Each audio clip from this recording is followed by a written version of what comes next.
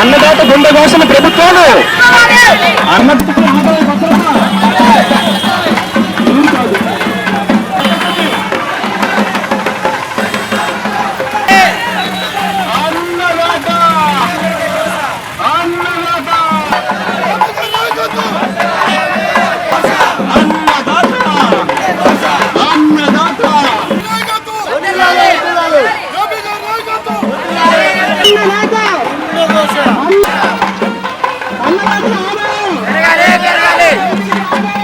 పెద్దలు, లోక్సత్తా వ్యవస్థాపకులు, స్వతంత్ర రైతు సంఘాల సమాఖ్యకి వ్యవస్థాపకులు డాక్టర్ జయప్రకాష్ నారాయణ గారిని మాట్లాడాల్సిందిగా కోరుతున్నాను. అందరికీ నమస్కారం. మనకి దేశంలో కొన్ని పడికట్టు పదాలు ఉన్నాయి. ఏం చెప్తాం? రైతే రాజు, రైతే దేశానికి వెన్నెముక, రైతు అన్నదాత. ఇక్కడ కూడా ఇవాళ కూడా అన్నారు అన్నదాత, గుండె ఘోష అని చెప్పాను. రైతు అన్నదాత, పల్లెసీమలే దేశానికి పట్టుబొమ్మలు. నేను ఏం చెప్పదలుచుకోలేదు. ఇవన్నీ ఊరికే మన ఉప్పేయటం కోసం మాట. ఇక్కడ రైతు సంఘాల నాయకులు ఉన్నారు. ఉన్నది 56 గ్రామాల నుంచి అయినా కూడా మీరు ఒక్కొక్కరు కొన్ని వందల మంది రైతులకు ప్రాతినిధ్యం వహిస్తున్నారు, అవునా? కాబట్టి ముందు మీ మనసులో కొంత స్పష్టత రావాలి. ఏదన్నా సమస్య వస్తే వెంటనే ఆవేశపడిపోయి కన్నీళ్లు గారిస్తే లాభం లేదు. నిరాహార దీక్షలో ఆత్మహత్య లాభం లేదు. ఎట్లా ఒడుపుగా వీటిని ఎదుర్కోవాలన్నది మీకు అర్థం కాకపోతే, దానికి మనకి ఆ ధైర్యము, ఆ చొరవ, నాయకత్వం లేకపోతే ప్రతి ఏడాది పరగడపే. మీ చిన్ననాటి నుంచి ఆ పెద్ద ఉన్నాడు, మీ చిన్నప్పటి నుంచి మాట్లాడుతూనే ఉన్నారుగా. ఈ చిన్నప్పటి నుంచి గొడవలు, అయ్యా గిట్టుబాటు ధర లేదు, రేట్లు లేవు, కొనేవాడు లేదు, అమ్మబోతే అడివి, కొనబోతే కొరివి అని చెప్పుకుంటున్నాను. మళ్ళీ ఇంకో 30 ఏళ్ళు చెప్పుకోవాలన్నా? బయట పడాలి దీని నుంచి అని చెప్పంటే కొంచెం లోతుగా ఆలోచించాలి. కాబట్టి నేను కొంచెం నిజాయితీగా లోతుగా ఆలోచించే ప్రయత్నం చేస్తాను, సరేనా? మన ఊరికే డ్రామాలు, అబద్ధాలు. మొట్టమొదటి ఇప్పటి సమస్య, మన గుండెల మీద ప్రశ్న ఒక సమస్య ఉంది. మీకు కృష్ణా డెల్టాలో, గోదావరి డెల్టాలో వాళ్ళు బాగుపడితే మంచిది, వాళ్ళు బాగుపడారు. కానీ అక్కడ వరి రైతులకు ఇబ్బంది లేదు. ప్రస్తుతానికి కనుక్కొని నిన్న కూడా వాకప్ చేశాను. ఇక్కడికి వస్తున్నానని చెప్పాను. ఏమయ్యా, శ్రీకాకుళంలో కొనేవాడు లేడట, మరి కృష్ణా, గుంటూరు, తూర్పు పశ్చిమ గోదావరి ఇక్కడ ఎట్లా ఉందని నేను కనుక్కున్నాను. ఇక్కడ ఏమి సమస్య లేదు సార్. ఇక్కడ మిల్లర్సే వచ్చి కొంటున్నారు ఆ రేటుకి కంటే 10 రూపాయలు ఎక్కువ వచ్చి కొన్న చోట కొనేస్తున్నారు. రైతుకి ఎక్కడ ఇబ్బంది లేదు, కనీసం మద్దతు ధర వరకు వచ్చేస్తానని చెప్పాను. అంటే ప్రధానంగా శ్రీకాకుళం జిల్లాకు వచ్చిన సమస్య. వర్షపాతం తక్కువేం లేదు, ఇది ప్రకృతి వల్ల వచ్చింది కాదు సమస్య, ప్రకృతి శాపం కాదు. మీకు శ్రీకాకుళం జిల్లాలో చాలా ప్రాంతాల్లో 1100 మిల్లీమీటర్ల వర్షం ఏడాది, అంటే 110 సెంటీమీటర్లు, అంటే 44 అంగుళాల వర్షం. 44 అంగుళాలు అంటే ఏంటంటే, మరి ఒక్కరోజున తుఫాన్ వచ్చినప్పుడు పెద్ద వర్షం పడినా అలా కాకుండా కాస్త సుమారుగా ఆ వర్షాకాలం అంతా సరిగ్గా పడితే అసలు మీకు వేరే కాలం లక్కర్లేదు, వేరే బోర్లు లక్కర్లేదు, వరి పండించవచ్చు, చెరుకు పండించవచ్చు. అంత వర్షం ప్రకృతి ఇస్తుంది, ప్రకృతి శాపం కాదు. సారవంతమైన భూములు ఉన్నాయి. కానీ మనందరం అర్థం చేసుకోండి, ఇప్పటిదాకా ఈ దేశంలో ప్రస్తావించింది ఏంటంటే వ్యవసాయం కూడా ఒక వ్యాపారం. మీరు ఊరికే వ్యవసాయం చేయట్లా, అన్నదాతలుగా ఉండాలని వ్యవసాయం చేయటం, అందుకోసం వ్యవసాయం మానే. మీరు చేస్తుంది మీకు చేతుల్లో ఉన్న వృత్తిని 10 మందికి అవసరమైన ఉత్పత్తి చేసి వాళ్ళ అవసరం తీరుస్తూ మీ బతుకు కావాల్సిన డబ్బులు పొందాలని చేస్తున్నారు, అంతేనా? వ్యవసాయం వ్యాపారం ముందు మనకు స్పష్టంగా అర్థం కావాలి. అంటే నేను వ్యవసాయంలో ఇంత ఖర్చు పెడితే మూల పెట్టుబడి పొలమే బోళ్ళంతా విలువైంది, సరే అది అమ్ముకోవాలనుకోవట్లేదు మనం. ఆ పొలం మూల పెట్టుబడి కాకుండా ఒళ్ళంతా హోనవేటి గుడ్డంత చాకరీ చేస్తున్నాం, బోల్ డబ్బులు పెడుతున్నాం. వర్షం వచ్చో, అధిక వర్షం వచ్చో, లేకపోతే వరదలు వచ్చో, తుఫాన్లు వచ్చో, కొన్ని సందర్భాల్లో వర్షం లేకుండా పంట ఎండిపోతే భరిస్తున్నాం, చీడపేటలు వస్తే భరిస్తున్నాం. అవన్నీ మన రిస్క్. ఇవన్నీ నాకు పండించాక కనీసం డబ్బులు వస్తాయని చెప్పండి. మీకు పోయిన నష్టం పోతూ ఉండగా పండించాక డబ్బులు రాకపోతే అదే వ్యాపారమే. పంట పండకపోతే పెట్టిన పెట్టుబడి అంతా పోయాయి. పంట పండితే రేటు రాక నష్టం వచ్చాయి. ఇంకెందుకు వ్యవసాయం చేయటం? కాబట్టి ముందు మనమంతా రైతుల్ని సంఘటితం చేయాలి, రైతులకు న్యాయం చేయాలని కోరుకున్న రైతు నాయకులంతా కూడా మొట్టమొదటి ఆలోచించవలసింది వ్యవసాయం ఒక వ్యాపారము. దానిలో పెట్టుబడి పోగా, రిస్క్ పోగా, వడ్డీలు పోగా కనీసం మంచి లాభాలు వస్తే తప్ప కుటుంబాలు బతకవు. అది ఎట్లా రావాలి ఆలోచించే. అందుకోసమే రైతు సంఘాల సమాఖ్య. అందుకు ప్రత్యేకంగా నేను ఇక్కడ ఉన్న పెద్దలందరూ అభినందిస్తున్నాను. ఎక్కడో హైదరాబాదులో పుట్టి అమెరికాలో పనిచేస్తున్నాడు ఆయన, ప్రకాష్ కపిల్. మనకి తెలుగునాటేంటి గొడవ అంతా కూడా ఇందాక రాంబాబు చెప్పాడు. అయితే కులం, లేకపోతే పార్టీ, లేకపోతే ప్రాంతం మర్చిపోతే ఎట్లా? మన గొడవలు అదే కదా. ఆంధ్ర తెలంగాణ మొట్టమొదటి అడిగేదే కదా. నువ్వు ఆంధ్రవాడు, తెలంగాణవా? నువ్వు రాయలసీమవాడువా, లేకపోతే కోస్తావాడువా, ఉత్తరాంధ్రవాడువా, దక్షిణాంధ్రవాడువా? మన గొడవలు అనేవి. ఆయన మరి ఆ రకంగా అయితే తెలంగాణకి చెందినవాడు, అమెరికాలో బతుకుతున్నాడు. ఆయనకేం పెట్టింది? పిచ్చి కాకపోతే పాపం, అంతేనా? పిచ్చే కదా. ప్రకాష్ కపిలని మరి యువకుడు సొంత వ్యాపారం గౌరవంగా చేసుకుంటున్నాడు. ఆయనకి భార్య ఉంది, పిల్లలు ఉన్నారు. వాళ్ళు చదువుకుంటారు, పిల్లల బతకాలని ఆశ ఉంటుంది. ఇక్కడ అందరూ అదే. ఒక ఉదాహరణ చెప్తున్నాను రాంబాబుని గురించి.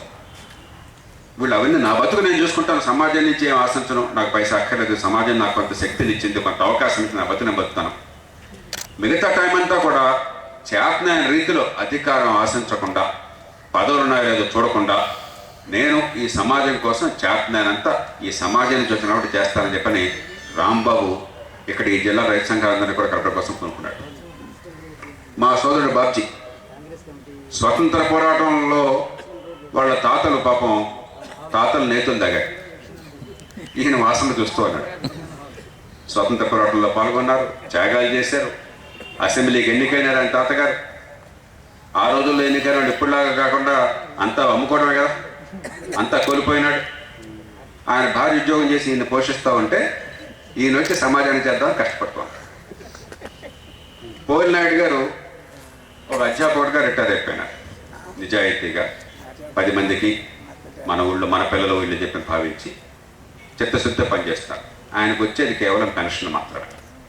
ఆయన ఈ వయసులో పోలినాయుడు గారు మీరు ఇలా పనిచేయండి ఎవరికి అడిగే అర్హత లేదు. పిల్లలకే లేదు, పిల్లల్ని పోషించారు, అల్పాలను చూసుకుంటారు. మరి వయసు కొంత వచ్చింది కాబట్టి వయోభారం ఉంటుంది, కొంత మోకాళ్ళు నొప్పడతాయి, అలసిపోతాం. కాబట్టి హాయిగా రామకృష్ణ అనుకుంటూ పిచ్చాపాటి మాట్లాడుకుంటూ సరదాగా రిటైర్డ్ కుటుంబ కబుర్లు చెప్పుకుంటూ హాయిగా బతకచ్చు. ఆయన ఈ వయసులో కుర్రాళ్ళగా పనిచేస్తారు. ఎందుకు వీళ్ళంతా అని చెప్పంటే మన సమాజం కనీసం ఈ జనం తమ మంచి ఏమిటో తమకు తెలిసి, కీలకం వీడు కాదు, నేను కాదు, రాజకీయ పార్టీలు కాదు, ముఖ్యమంత్రులు కాదు, మంత్రులు కాదు, ఎమ్మెల్యేలు కాదు, ఎవరికి అవసరమో వాళ్ళకి తమ మంచి ఏంటో తెలుస్తుందా? ఎల్లకాలం ఇలాగే ఈ ఆవేశంలో ఉండి మూర్ఖత్వంలో ఉండి దగా పడుతూ ఉంటారో మనం తెలుసుకోవాలి. నేను ఇవాళ వచ్చింది అక్కడ హైదరాబాద్, నిజంగా నాకు ఇవాళ సమయం లేదు, వివిధ కారణాల వల్ల ఏమాత్రం సమయం లేదు. అయినా సరే 1 గంట మీతో కూర్చుందాం, 2 గంటలు కూర్చుందామని వచ్చింది. ఎందుకంటే ఇది మీరు తేల్చుకుంటారో చూడటం కోసం అని చెప్పండి. ఎవరికి అవసరం ఉందో, ఎవరికి నొప్పి తెలుస్తోందో, ఎవరు నష్టపోతున్నారో, ఎవరి బతుకులు వృధా అయిపోతున్నాయో వాళ్ళన్నా కనీసం తెలివి తెచ్చుకుని సంఘటితమవుతారా? ఈ కులాన్ని, ఈ పార్టీని, ఈ ప్రాంతాన్ని, ఈ వర్గాన్ని పక్కన పెట్టి నా పిల్లల బతుకులు కావాలి. దీని సమాజం కోసం, దేశం కోసం అక్కర్లా, మన పిల్లల బతుకులు కావాలి, మన పిల్లలకి ఆదాయాలు కావాలి. వాళ్ళు హాయిగా గౌరవంగా బతకాలి, తలెత్తుకుని ఆరోగ్యంగా ఉండాలి, హాయిగా బతకాలి. కష్టపడే శక్తి ఉంది, కానీ తలెత్తుకుని ధీమాగా బతకాలి. మీరు పడ్డ కష్టం కనీసం మీ పిల్లలకు తక్కువ ఉండి వాళ్ళ సంపద పెరగాలి. మనం కోరుకునేది కదా, ప్రతి కుటుంబం మనం కోరుకునేది మనకంటే మన పిల్లలు సంతోషంగా ఉండాలి కదా. మనం ఎంత కష్టపడ్డా కూడా మన పిల్లలు ఇంకా ఎదగాలని చెప్పాను కదా. అందుకోసం మనం కలుస్తామా? అందుకోసం బుద్ధిని ఉపయోగిస్తామా? అందుకోసం కొన్ని ఫలితాలు క్రమక్రమంగా సాధించి ఎల్లకాలం రైతే రాజు, రైతే దేశానికి వెన్నెముక, పల్లెసీమలే పట్టుగొమ్మలు, రైతుల అన్నదాతలు ఈ డ్రామాలు ఆడకుండా రైతుకు ఆదాయాలు వచ్చే ఏర్పాట్లు చేస్తామా దీర్ఘకాలికంగా? అది సవాల్. దానికి ఏం చేయాలని కొన్ని ఉదాహరణలు మీకు చెప్తాను. ఇది అసాధ్యం కాదు. తేలిగ్గా జరుగుతుంది అంటల్లా. మామూలుగా ప్రపంచంలో ఏ దేశంలో తేలిగ్గా జరుగుతుంది. మనం ఈ దేశంలో ప్రతిదాన్ని గందరగోళం చేసి పారేసాం, ప్రతిదానికి ముళ్ళ కంపలాగా పెట్టేశాం, ఆ బట్టలు అయితే చిన్న పరిస్థితి పెట్టాం, అన్ని చండాలం చేసి పారేసాం. కానీ అయినా కూడా ఒడుపుగా మనం పరిష్కారం సాధించుకోవాలి. ఇందాక సోదరు రాంబాబు చెప్పాడు, నాకు బాగా గుర్తుంది, 4 ఏళ్ల క్రితం కరెక్ట్గా ఇదే పరిస్థితి. 5 ఏళ్ల క్రితం 2010 చివరిలో కరెక్ట్గా ఇదే టైంలో రాష్ట్రం నలుమూలలో కూడా ఒక ప్రత్యేక పరిస్థితి ఉంది. అప్పుడు రెండు సమస్యలు ఎదురైనాయి. ఒక సమస్య ఏమైంది, పక్క రాష్ట్రాల్లో రేటు ఉంటే, అప్పుడు కర్ణాటకలో మహారాష్ట్రలో రేటు బాగుంటే, ఒరిస్సా కొంచెం పేద రాష్ట్రం కాబట్టి అక్కడ అంత రేటు ఉండకపోవచ్చు. కానీ కర్ణాటక మహారాష్ట్ర మనకంటే కొంచెం రేట్లు ఎక్కువ ఉంటాయి. పక్క రాష్ట్రంలో రేటు ఉంటే ఇక్కడికంటే బస్తా రేటు అక్కడ 250-300 రూపాయలు ఎక్కువ ఉంటే, ఈ మూర్ఖ ప్రభుత్వాలు, దొంగ ప్రభుత్వాలు పైకేమో రైతుల గురించి మాట్లాడతాయి. రైతు బెచ్చగాడు కాదు, మీ అందరికి కొంచెం కఠినంగా ఉన్న కొన్ని మాటలు చెప్తాను. రైతు బెచ్చగాడు కాదు, చేచా చదువుకోవాల్సిన అవసరం మీకు లేదు. మీకు నిజంగా రైతుకు మంచి చేయాలంటే పండించిన పంటకు రేటు వచ్చే ఏర్పాట్లు కావాలి. వీడు అది మాత్రం చేయకుండా రైతుకి ఏదో గొరగబెడుతున్నట్టు నటిస్తాడు. నీకు అది ఫ్రీగా ఇస్తున్నా, ఇది ఫ్రీగా ఇస్తున్నా, నీకు అది సబ్సిడీ ఇస్తున్నా, నువ్వు అక్కడ రా, ఆ కాగితం సంతకం పెట్టించుకో, ఆడికి లంచం ఇచ్చు, అక్కడ క్యూలో నుంచో, ఆడి కాళ్ళు పట్టుకో, నీకెందుకు నేను చూసుకుంటా, ఈ డ్రామాలు చెప్తారు. ఏం ఒక్కరు ఆత్మగౌరవంతో పంట పండించినోడికి రేటు వస్తే రైతు బతికేస్తాడు. పక్క రాష్ట్రాల్లో మంచి రేటు ఉంటే ఇక్కడ రేట్ లేకుండా ఉంటే వీళ్ళు దుర్మార్గంగా, అన్యాయంగా, చట్టవిరుద్ధంగా ఏం చేశారన్నాడు, ఆ రాష్ట్రాలకి ఇక్కడి నుంచి తీసుకుపోయి అమ్మడానికి వీల్లేదని నిషేధం విధించారు. అక్రమ విషయం నిషేధం, చట్టవిరుద్ధం. అంటే ఒక గోండా ఏం చేస్తారో ప్రభుత్వం ఆ పనే చేస్తుంది. నేను రాష్ట్ర శాసనసభలో చెప్పాను, మీరు గోండాలాగా వ్యవహరిస్తున్నారు, చట్టవిరుద్ధంగా మీరు అడ్డుకుంటున్నారు, అక్కడ అమ్ముకునే అవకాశం లేకుండా. ఇది గోండా చేసే పని కాదు, ప్రభుత్వం చేస్తుంది, పోలీసు వాళ్ళని అడ్డు పెట్టుకుని. ఇది గోండాగిరి కాకుండా ఏంటని చెప్పంటే ఒక్కడ మాట్లాడాలి. అప్పుడు 100 మంది కార్యకర్తలు, ఇక్కడ కూడా కొంతమంది ఉన్నారు, మేమందరం కూడా రాష్ట్రం నలుమూలల నుంచి, ఆనాడు ఉమ్మడి రాష్ట్రం కాబట్టి నలుమూలల నుంచి మేమంతా కర్నూలు వెళ్ళి, కర్నూలులో మంత్రాలయం అనుకుంటే అక్కడ మొదలెట్టినట్టు, ఎమ్మిది రోజుల దగ్గర మొదలెట్టాం. అక్కడ మొదలెట్టి ఈ ధాన్యం మూటల్ని రైతుల దగ్గర మేము కొని, లేకపోతే రైతుల దగ్గర తీసుకొచ్చి ఆ మూటంతా మరి 50 కేజీలు 100 కేజీలు మోసే శక్తి నాకు లేదు.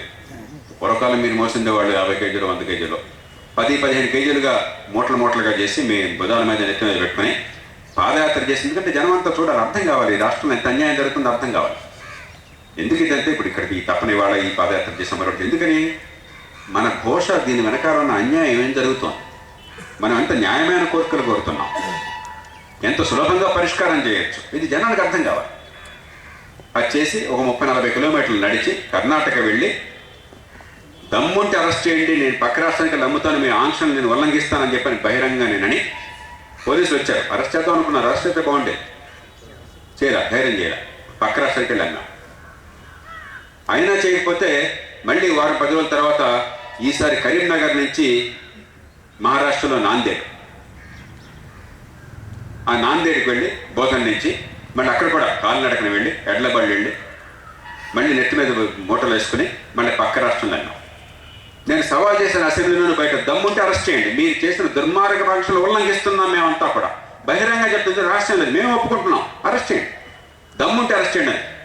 అప్పుడు సివిల్ సప్లైస్ మంత్రి ఒక ఆయన ఉన్నాడు, ఎవరు మన శ్రీధర్ బాబు, కరీంనగర్ ఆయన, సార్ మేము ప్రాణంగానే మిమ్మల్ని అరెస్ట్ చేయను సార్, మీరు నిజాయితీ కోసం పోరాడుతున్నారు, మేము దుర్మార్గులం, మేము రాజకీయం కోసం చేస్తున్నాం, మిమ్మల్ని అరెస్ట్ చేస్తే మా పరువు పోతుంది, జనం మమ్మల్ని చెత్త కింద తిడతారు, కొడతారు, మేము అరెస్ట్ చేయండి సార్, మీరు చేసేది మీరు చేసుకోండి సార్, మేము అరెస్ట్ చేయమన్నట్టు. కానీ చివరికి ఏమైంది, ఎప్పుడైతే ఈ ఆంక్షలన్నీ దుర్మార్గమే అబద్ధమని తెలిసిందో రైతులకి వ్యాపారులకు ధైర్యం వచ్చి పక్క రాష్ట్రాలు అమ్మడం మొదలెట్టగానే, నేను ఎప్పుడైతే రంగంలో దిగానో 100 మంది దిగారో 15 రోజుల్లో బస్తా ధాన్యం రేటు 300 రూపాయలు పెరిగింది. ఇంకేం పని జరగదు, ఈ ఒక్కటే. అంటే అన్ని పనులు సులభంగా అవుతాయి అంట్లా, ఒక కలం పోటుతో అయ్యే పనికి ఇంత హింస పెట్టారు దుర్మార్గం. ఒక్క ఆ సీజన్లో 2010 చివర 2011 ప్రారంభంలో ఒక్క మన రాష్ట్రంలోనే, ఆంధ్రప్రదేశ్ అప్పటి ఉమ్మడి రాష్ట్రంలోనే, ఒక్క ధాన్యంలోనే, అది కూడా బీపీటీ వెరైటీ, ఆ ధాన్యంలో ఈ రేట్లు వ్యత్యాసం పోయి మనకు రేటు రావడంతో 3,000 కోట్ల రూపాయలు రైతులకు అదనంగా ఆదాయం వచ్చింది. ఈ మూర్ఖులు ఎన్ని సబ్సిడీలు వస్తే ఆ డబ్బు వచ్చాను, వాడు అడుక్కోవాలమ్మా, సబ్సిడీ కోసం లంచాల దగ్గరికి పోవాలనే, బిచ్చగాళ్ళలాగా మనం అర్జీలు పెట్టుకోవాలన్నా? మనం పండించిన పంటకి రేటు రావాలా? కష్టపడి నిజాయితీగా ఏ ఒక్కడికి హింస లేకుండా ఉన్నట్టు పురుగు పుట్టను చంపుతున్నాం మనం. అవి మన పొలాలను నాశనం చేస్తాం. అంతేగా ఇంకెవరికి హింస చేయకూడదు. ఏ హింస లేకుండా నీతిగా నిజాయితీగా చేసేప్పుడు వ్యవసాయం ఒక్కటే. ఆ చేసినట్టుగా రేటు కూడా రాకుండా ఉంటే పక్కన రేటు ఉంటే ఇక్కడ రాకుండా చేస్తే అంతకంటే అన్యాయం ఉందా? అంటే ఏంటి? కొన్ని పద్ధతులు మన విషయం అర్థం చేసుకుని సరిగ్గా పోరాడితే మనకి ఫలితాలు వస్తాయి. ఊరికే రైతే రాదంటే పని తరగదు. డ్రామాలు ఆడితే లాభం. మన విషయం తెలుసుకోవాలి. అన్నిటికీ ఒకటే పరిష్కారం ఉండదు. ఈవేళ కృష్ణా గోదావరి డెల్టాలలో రేటు ఈ 1450 రూపాయలు పోలినాడు గారు చెప్పినట్టుగా క్వింటాలకి 1450 రూపాయలు ఏ గ్రేడ్ అయితే, మామూలు రకానికి 1410 రూపాయలు. అంటే 80 కిలోల బస్తాకి మీరందరికీ స్పష్టంగా అర్థం కావాలి. ప్రభుత్వమే ప్రకటించిన రేటు ప్రకారం మనం పెట్టిన పెట్టుబడి పెద్ద కష్టము, తీసుకున్న రిస్క్ అయితే ఇంకెక్కువ రావాలి. సరే, మనకు ఆశ ఉన్నా కూడా ఇవాళ పరిస్థితులు లేవు, వదిలేద్దాం. ప్రభుత్వమే ప్రకటించిన రేటు ప్రకారం మార్కెట్లో గనక రేటు తక్కువ ఉంటే రైతుల దగ్గర ప్రభుత్వం 80 కేజీల బస్తా అయితే 1125 రూపాయలకి తగ్గకుండా, ప్రతి ఒక్కరు తెలుసుకోవాలి, 1125 రూపాయలు తగ్గకుండా 1160 రూపాయల దాకా వెళ్ళొచ్చు. ఆ గ్రేడ్ని బట్టి 1160 రూపాయల దాకా 80 కేజీల బస్తా అమ్ముడు పోవాలి. 80 కేజీల బస్తా అని చెప్పి ఆ రేటుకి కొనాలి. అది చట్టబద్ధంగా కొనాలి, వాళ్ళ బాధ్యత. ఆ రేటు పొందే హక్కు మనకుంది. ఇతర జిల్లాల్లో పొందుతున్నారు, ఇక్కడ కొనే నాథులు లేడు. నేను వైజాగ్ నుంచి ఇక్కడ దాకా వస్తుంటే అన్ని పార్టీల వాళ్ళది, సరే అధికార పార్టీ హవా కొంచెం ఎక్కువ ఉంటుంది అనుకోండి, ఈ ఏమంటారా ఫ్లెక్సీలు, హోర్డింగ్లు, కటౌట్లు, ఈ పనికి మాలిన వినాయకులు వాళ్ళ సంతానం ఫోటోల కోసం లక్షల కోట్ల ఖర్చు నా కళ్ళెదురు కనిపించింది. ఇవాళ దానిలో బోల్డంత ఖర్చు కనిపిస్తుంది. దానిలో బోల్డ్ తెలివితేటలు ఉన్నాయా రాజకీయ పార్టీల నాయకులకి? దానిలో బోల్డంత సామర్థ్యం ఉంది ఆర్గనైజేషన్కి. మనం అంటే నిజాయితీగా 10 మందిని కలిసి ఒక లక్ష్యం కోసం పెట్టాం కాబట్టి ఏదో మీరు 100 మంది వచ్చారు, మనం కష్టపడ్డాం, తలకాస్తి డబ్బులు వేసుకుని పెట్టాం. ఇదే రాజకీయ పార్టీ అయితే జనాన్ని డబ్బులు ఇచ్చి బ్రాంతి పోయించి హడావిడి చేసి అట్టాసం చేస్తుంది. అంత ఖర్చు పెడుతుంది. దానికి ఖర్చులు డబ్బులు ఉన్నాయి వాళ్ళకి. అక్కడ బోల్డంత ఎఫిషియన్సీ కనిపిస్తుంది. రైతుల గురించి బోల్డంత డ్రామాలు ఆడతారే. రైతుకు ధాన్యం అక్కడ పెట్టుకుని అమ్మేవాడు, కొనేవాడు లేకపోతే, రేటు రాకపోతే అక్కడ ప్రభుత్వానికి కానీ రాజకీయ వ్యవస్థకు కానీ ఆ ఎఫిషియన్సీ ఎందుకు పోయింది? అక్కడ సామర్థ్యం ఎందుకు పోయింది? ఈ తెలివితేటలు, ఈ పెట్టుబడి, ఈ నాయకత్వం, ఈ చాతుర్యం అంతా దేశాన్ని దోచుకోవటంలోనా? ఈ పదవులు పొందటంలోనా? ఈ ప్రజలకి రేట్లు వచ్చేటివి కాదా? అక్కడ రాదా? అక్కడ నోరు పనిచేయదా మీకు? ఎందుకని? ఈ జనమంతా వాళ్ళ కాళ్ళ మీద నిలబడితే, ఈ జనానికి తెలివితేటలు వస్తే, ఈ జనం మన మీద ప్రధానికి ఆధారపడకపోతే మన మాటని ఎవడవాడు? మన ఓటేసేవాడవాడు? మనం కొనాలంటే ఓటు అమ్మేవాడవాడు? మనం దోచుకుంటే నోరు మూసి కూర్చున్నాడవాడు? అంతేనా? అవునా కదా? మీరందరూ రకరకాల పార్టీలు వాడు. నేను నాకు ఏ పార్టీ అంటే మోహం లేదు. ఇక్కడ కాంగ్రెస్ పార్టీ వారు ఖరారు ఉన్నది. కాంగ్రెస్ పార్టీ వేరే పార్టీ అనుకోరా. టీడీపీకి వెళ్తాను పిలిస్తే నాకు అభ్యంతరం లేదు. నేనే ద్వేషంతో మాట్లాడతా. ఇది వాస్తవం, పచ్చి నిజం. పార్టీలు పెరిగే కానీ ఎవరు అధికారం ఉంటాడు పక్క చేరిపోవడం కానీ అంటాను. అది కుటుంబంలో ఒకటి ఈ పార్టీ ఇంకోటి ఆ పార్టీ కదా. ఏముంది దీనిలో పార్టీలు ఏముంది? మన ఊరికి ఈ డ్రామాలంటే మనం ఎడవడం కాబట్టి. కానీ ఈ పార్టీ ఆ పార్టీని గురించి మాట్లాడటాను. ఏం జరుగుతుందో ఒకసారి మీరు అర్థం చేసుకో. ఎందుకని ఆ జిల్లాల్లో కొంటుంటే ఇక్కడ కొనలేకపోతున్నా? ఎందుకని 5 ఏళ్ల క్రితం పక్క రాష్ట్రంలో రేటు ఉంటే ఇక్కడ రేట్లు లేకుండా పోయింది? వీళ్ళ నిర్వాహకం వల్ల కదా, వీళ్ళ దుర్మార్గం వల్ల కదా. అదే సంవత్సరం మరో పని జరిగింది. 2011 ఏప్రిల్ 27వ తారీఖు. నాకు ఆ డేట్ కూడా బాగా గుర్తున్నది. 6 నెలల పాటు నేను గొంతెత్తి పోరాటం చేశాను. ప్రపంచ మార్కెట్లో రేట్లు బ్రహ్మాండంగా ఉంటే వరికి ఆ రోజుల్లో బాగా బియ్యం రేట్లు బాగుంటాయి ప్రపంచ మార్కెట్లో. మన దగ్గర రేట్లు తక్కువ ఉంటాయి. ఎందుకంటే మన ధాన్యాగారాల్లో ఈ ఎఫ్సిఐలో కానీ గవర్నమెంట్ దగ్గర గోడౌన్లోనే ఆ రోజుల్లో ఒక సందర్భంలో 8 కోట్ల టన్నుల ఆహార ధాన్యాలు గొప్పలు ఊరికి పడున్నాయి. అట్లా ఆచ్ఛాదన కూడా లేకుండా పడున్నాయి. ఎండకు ఎండుతూ, వర్షాన్ని తడుస్తూ రేట్లు దేశంలో తగ్గిపోతున్నాయి. ఎగుమతులు అనుమతించాలి. ప్రపంచ మార్కెట్ రేటు ఉంటే ఈ రైతులకు ఎగుమతులు లేకుండా, ఈ రైతులకు రేట్లు అందకుండా ఏం చేస్తున్నారని గట్టి గొంతెత్తితే అన్ని పార్టీలు ఆశ్చర్యం. ఏం సార్ దిగుమతి చేయమంటున్నారు ఆహార ధాన్యాలు? ఏమయ్యా నూనె లేకపోతే దిగుమతి చేసుకుంటున్నారు మీరు ఈ దేశంలో? ఇక్కడ రైతులు రేటు వస్తుంది మీరు చూడలేదు? 1.5 కోట్ల టన్నులు నూనె దిగుమతి చేసుకుంటున్నారు ఈ దేశంలో. మీకు తెలుసా? వంట నూనె ఈ జిల్లాలో కొంత వయసులో కూడా పండిస్తున్నారు 18-20 ఎకరాలు. వంట నూనె లేదు కదా అని చెప్పని దిగుమతి చేసుకుంటున్నారు. అంటే ఆ రైతులకు ఆ దేశాల రైతులు లాభం చేస్తున్నారు. మరి ఈ దేశంలో ఉత్పత్తి ఎక్కువ ఉన్న ఆహార ధాన్యం ఎగుమతి చేస్తే దుబ్బడే ఏంటంట? ఈ రైతులు లాభం రావట్లేదంటే ఆ రైతులు డబ్బులు ఇవ్వడం కోసం ఈ ప్రభుత్వాలు పార్టీలు ఉన్నాయా? సిగ్గులే. ఇది గట్టిగా వాదిస్తే అప్పుడు పార్టీలన్నీ మొట్టమొదటిసారిగా అప్పుడు దాకా అంత డ్రామాలు ఆడేవాళ్ళతో నేను గట్టిగా గొంతెత్తే ఈ గొడవ చేస్తున్నాడు ఎన్ని వాస్తవాలని చెప్పని సరే మేము కూడా ఒప్పుకుంటా ఉన్నాం. కమ్యూనిస్ట్ పార్టీలు కూడా కమ్యూనిస్టులు నార్మల్గా ఆహారం ఎగుమతి చేస్తే అదేదో పాపం అనే రకం, అదేదో పిచ్చిమాలోకాలు. వాళ్ళు కూడా పక్కన పెట్టి నిజమని చెప్పి దగ్గరికి వచ్చారు. ఆ పోరాటాన్ని రిజర్వ్ బ్యాంక్ దాకా తీసుకెళ్ళి జాతీయ స్థాయిలో ప్రధానమంత్రి తీసుకెళ్తే 27 ఏప్రిల్ 2011 ప్రధానమంత్రి నేను 2 గంటలు కూర్చున్నాను. రోజు చెవి మేరేయాల్సి వచ్చింది. ఏమండి మీరు ఆర్థికవేత్త, మీకు అన్నీ తెలుసు అని నేను వివరాలన్నీ చెప్పానండి. చెప్తే ఆయన నాకు ఇంకా కొన్ని వివరాలు చెప్పాడు. జయప్రకాష్ గారు మీరు చెప్పిందంతా కరెక్టేనా? రష్యాలో పంట పోయింది ఈ సంవత్సరం, పాకిస్తాన్లో సింధు నది వరదలు వచ్చి సింధులో పంటలు పోయినాయి కాబట్టి ఇంకా రేటు పెరిగే అవకాశం ఉందన్నారు. మహాశయ మరి నేను ఇంకా మీకు చెప్పేది ఉందని మీరు నాకు ఎక్స్ట్రా చెప్తున్నారు నేను చెప్పిన దానికంటే. అన్నీ తెలిసి ప్రధానమంత్రి మీరు కూర్చొని ఎగుమతి నిషేధించడం ఏంటి? సిగ్గేమన్నా ఉందా? ఇది ప్రభుత్వమా?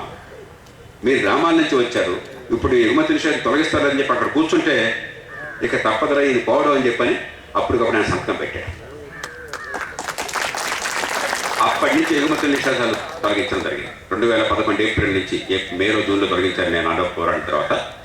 ఈ 4 ఏళ్ల నుంచి ఆ కారణంగానే ప్రతి ఏడాది మన దేశం నుంచి 1,10,00,000 టన్నుల బియ్యాన్ని ఎగుమతి చేస్తున్నారు. ఈ సంవత్సరం కూడా మన ప్రపంచంలో అతిపెద్ద ఎక్స్పోర్టర్ బియ్యంలో. అది కూడా లేకపోతే ఇంకా రేట్లు పడిపోయాయి. అంటే చిన్నవే కలం పోటుతో చేయగల పనులు కూడా వీళ్ళు మూర్ఖత్వం కావచ్చు, దుర్మార్గం కావచ్చు, రైతులకు అన్యాయం చేయాలని కావచ్చు, రాజకీయంగా ఓట్ల కోసం కావచ్చు, ఇంకేదో పిచ్చి పిచ్చి ఆలోచనలు కావచ్చు, నిర్లక్ష్యం కావచ్చు, పట్టించుకునేవాడు రైతులు అరిచేది లేదు. వీళ్ళంతా కులం, మతం, ప్రాంతం, పార్టీ పేరుతో పుట్టకొకడు చాలా దగ్గర అయిపోయాడు. వాళ్ళు ఏం చేస్తారులే డ్రామాలకు సరిపోతుందని చెప్పని కావచ్చు, ఏదైనా కావచ్చు. రైతు ప్రయోజనాలు రైతుకు రేట్లు అవడం మర్చిపోయి రైతులకు డ్రామా ఆడితే రైతు నాగన్నలేమో వెర్రి నాగన్నలు. మీరేమనుకోవద్దు. 4 సార్లు ఒప్పేస్తే పడిపోతారు. అంతేగాని మన మంచి అంటే ఆలోచించే శక్తి పోయింది పూర్తిగా, ఆవేశపడి దాన్ని ఆ డ్రామాను ఉపయోగించేసి రైతులను అన్యాయం చేస్తున్నారు. ఇది పద్ధతి కాదు. ఈ రేటు సరిపోదు, ఢిల్లీలో ఇచ్చిన రేటు సరిపోదు.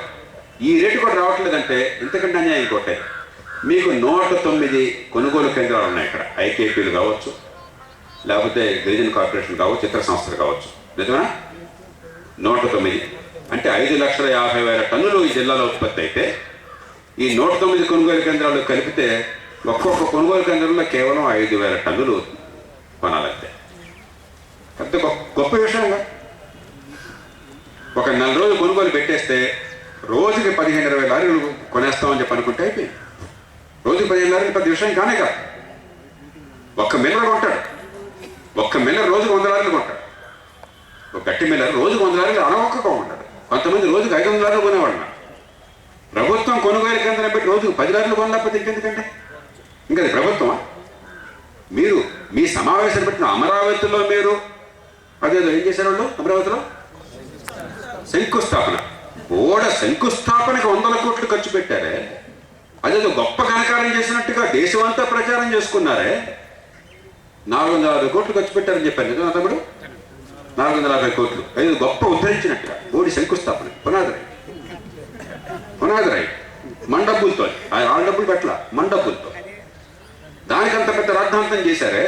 1,000 మంది 1,00,000 మంది పిలిపించామని చెప్పని ఆ సభ జరపటమే నన్ను చాలా మంది అడిగారు. సార్ శంకుస్థాపన జరిగిందని. ఆ ప్రశ్న అడిగినాడికి సిగ్గుందంటాయా నీకేమన్నా? ఇంట్లో పెళ్లి జరిగితే పెళ్లి జరుపుకుంటావు, శంకుస్థాపన జరుపుకుంటావు, లేకపోతే గృహప్రవేశం జరుపుకుంటావు కదా. అది గొప్ప కనకాలేనా? ఈ దేశంలో ప్రతి ఇంట్లో చేసుకుంటున్నారు శక్తి నుంచి. అది పెద్ద గొప్ప విషయమా? అదే ప్రభుత్వం చేయాల్సింది. దాన్ని బట్టి ప్రభుత్వం అంచనా వేయాల్సింది. ఇంత సిగ్గులేని చేత తయారయ్యమ్మా. అంత తెలివితేటలో అంత సామర్థ్యం ఉన్న ప్రభుత్వానికి ధాన్యం ఇక్కడుండి రేటుని ఢిల్లీ వాడు ప్రకటించి దానికోసం పుష్కలంగా డబ్బులుంటే ఎందుకు కొనిపించలేకపోతున్నారు చంద్రబాబు నాయుడు గారు? మీ తెలివితేటలు ఏమైనాయి? మీ సామర్థ్యం ఎక్కడ? డ్రామాలు ఆడటానిక?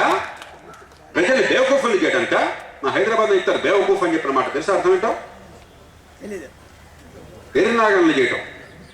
బేవకూఫ్ అంటే మూర్ఖుల్ని చేయటం అని చెప్పాను. ప్రజల్ని మోసం చేయడానికి అయితే పరిపాలన ఎందుకోసం ఉంది?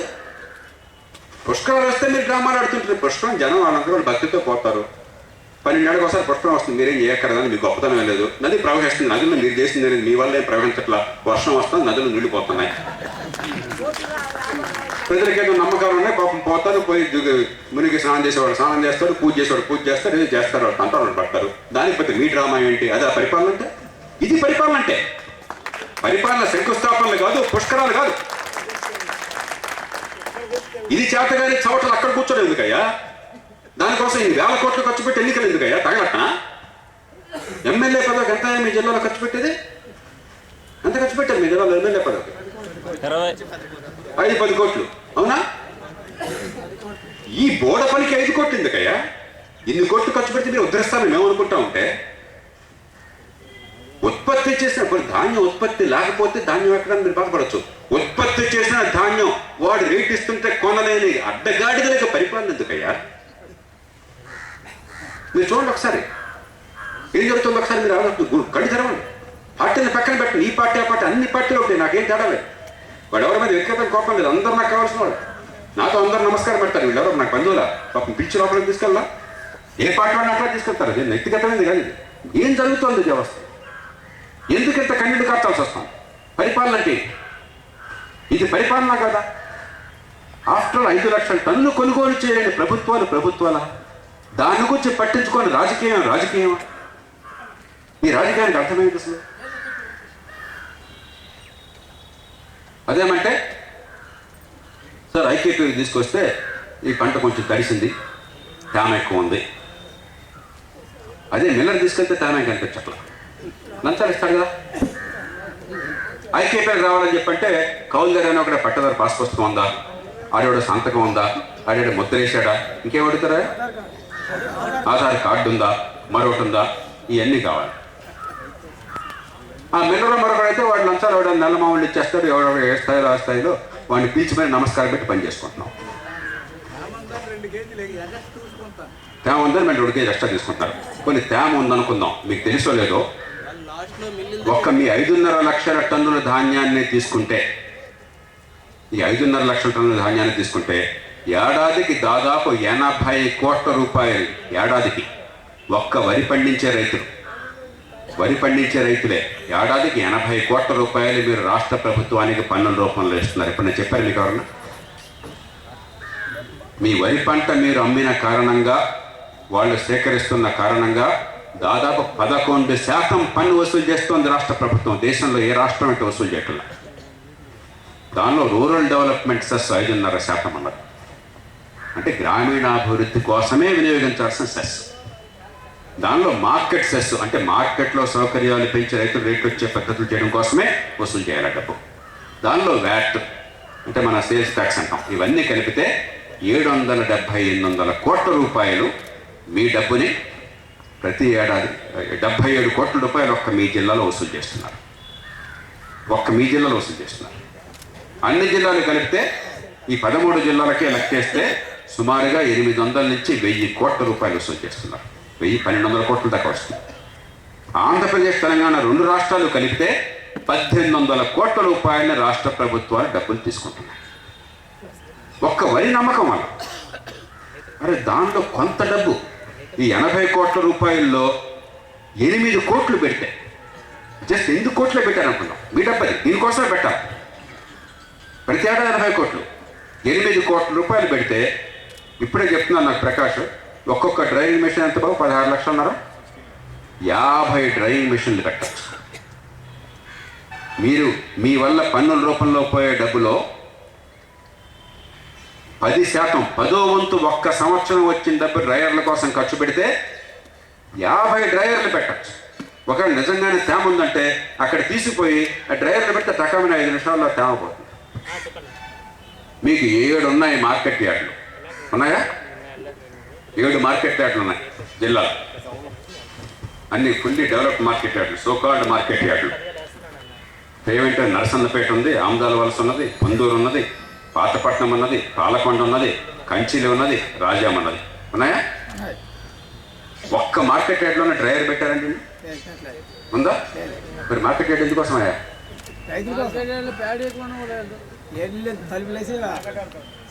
ఎందుకోసం మార్కెట్ యార్డ్? మరి ప్యాకెట్ ఆడుకోవటం కోసం, ఎమ్మెల్యే గారి ఇలాకాకి మార్కెట్ యార్డ్ చేయమని పదవి అవడం కోసం, ఆయన పోయి ఆ బోడి పదవికి బోర్డంతా ఊరేగింపజే సన్మానాలు పొందడం కోసం, దాని పత్రికల్లో టీవీల్లో స్క్రోల్స్, పత్రికల్లో యాడ్స్, ఈ మహానాయకుడికి ఆ బోడి పదవి వచ్చిందని చెప్పని. నేను కొంచెం ఎంత కోపంగా మాట్లాడతాను అనుకోమని, కోపం మీ గుండెల్లో నాటుకోవాలని చెప్తున్నా. నాకు పరుషంగా మాట్లాడటం నాకు ఇష్టం ఉండదు. ఎందుకంటే మనకు కొంచెం చర్మం దళసరి అయిపోయింది. కొంచెం ముళ్ళుగారితో పొడిసేదా పెళ్ళట్లో లోకలికి ఎక్కట్లా, మృదువుగా చెప్తే తెలియట్లేదు. అందుకని కొంచెం కఠినంగా మాట్లాడుతున్నాను. ఆ కారణం కోపంతో మాట్లాడుతున్నాను. చర్మం చాలా మందం అయిపోయింది. మన మంచి అంటే అర్థం కాని పరిస్థితి మనకు వచ్చింది. మన మంచి తెలిస్తే ఇలా కూర్చోక్కర్లే, ఎండలో మీరు తిరగక్కర్లే, అసలు ఇంట్లో కూర్చొని పనులు చేసుకోవచ్చు. మన మంచి అంటే మనకు తెలిస్తే. ఇప్పటిదాకా మీరు ఎప్పుడన్నా ఆలోచించారో 80 కోట్ల రూపాయలు మీ దగ్గర నుంచి ధాన్యం కొనుగోలులో పని రోజులు చేస్తారని మీకు ఎవరైనా తెలుసా? కానీ ఏ సినిమా ఏ రోజు రిలీజ్ అయిందో, లేకపోతే ఏ పార్టీ వాడితో సంబంధాలు పెట్టుకున్నాడో, ఎవడెంత లంచాలు వసూలు చేస్తున్నాడో, ఎవడు ఎన్నికల్లో ఎంత ఖర్చు పెట్టాడు, ఇవన్నీ బాగా తెలుసు మీకు. అది కావాలి మనకి, మన బతుకులు అక్కర్లే. అది మన బతుకులు అక్కర్లే మనం. అందుకే ఇది ఉపయోగంగా చెప్తాను మీకు. ఈ 80 కోట్లు 8 కోట్లు పెడితే 50 డ్రైయర్లు వచ్చింది.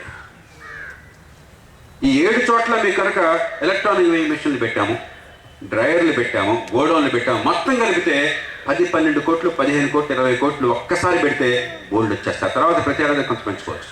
80 కోట్ల రూపాయలు. దానిలో వ్యాట్ అయితే రాష్ట్ర ప్రభుత్వం పన్ను మంచో చెడో వాళ్ళు కావాలండి. మిగతాదంతా మీకోసం ఉపయోగించిన సెస్ అంటే అర్థం రైతుల కోసమే, మీకు మార్కెట్లో రేటు రావడం కోసమే, మీ సౌకర్యాల కోసమే చట్టం చెప్పేది అది, రాజ్యాంగం చెప్పేది అది. సెస్ అంటే అర్థం ఏ లక్ష్యం కోసం పన్ను వసూలు చేశారో ఆ లక్ష్యానికే ఖర్చు పెట్టాలి. అది ఎవడు బాబుగాడు సొమ్ము కాదు. రాష్ట్ర శాసనసభ కానీ ప్రభుత్వానికి కానీ వేరే రకంగా ఖర్చు పెట్టే అధికారం లేదు. మీరు పట్టించుకోరు, వాడికి లెక్కలేదు. ఇన్ని కోట్లు ఉండకపోతాం, ఒక్కచోట ఏర్పాటు జరగదు. ఉదాహరణకి ఈ రాజకీయ పార్టీ ప్రైవేట్ కార్యక్రమాల్లాగా మార్కెట్ యార్డ్ని భావించకుండా ఎవరైతే మార్కెట్ యార్డ్లో అమ్ముతున్నారో, లేకపోతే ఐకేపీలో అమ్ముతున్నారో, మరో చోట అమ్ముతున్నారో, ఎంత అమ్మారో చూసి ఎంత ఒక 10 క్వింటాల్లో 20 క్వింటాలు అమ్మిన వాళ్ళకి మాత్రమే ఓటు హక్కు ఉంది. అలాంటి వాళ్ళు మాత్రమే నచ్చిన వాడిని మంచివాడిని ఎన్నుకోండి మార్కెట్ యార్డ్లో. మీరంతా కూర్చొని ఇదిగో మీ పన్ను డబ్బు అంతా మీకు వచ్చేది, ఇది సెస్ రూపంలో వచ్చేది, మీ డబ్బు సద్వినియోగం చేసుకుని రేటు వచ్చేది అని చెప్పంటే క్రమక్రమంగా పరిస్థితి మారుతుంది. మొదట అక్కడ చెత్త జరుగుతుంది, నాకు తెలుసు, చెడు జరుగుతుంది. కానీ మంటపి మన డబ్బు అని అర్థమైతే, దీనివల్ల నాకు రేటు వస్తుంది, సరిగ్గా పని చెప్పితే రేటు రావడానికి అర్థమైతే పట్టించుకుని మారుతారు. దీని వాళ్ళంతా కూడా నాయకత్వంలోకి వస్తారు. అది చేద్దామని కోరుకుందా? లేదు. నామినేటెడ్ పదవి మనోళ్ళకి ఇచ్చుకోవాలి. ఏ పార్టీ కూడా సార్ మనోళ్ళకి ఇచ్చుకోవాలి. మన కార్యకర్తల్ని సంతృప్తి పరచాలి, దేశానికి దివాలా చేయించాలి, శటకోపం పెట్టాలి.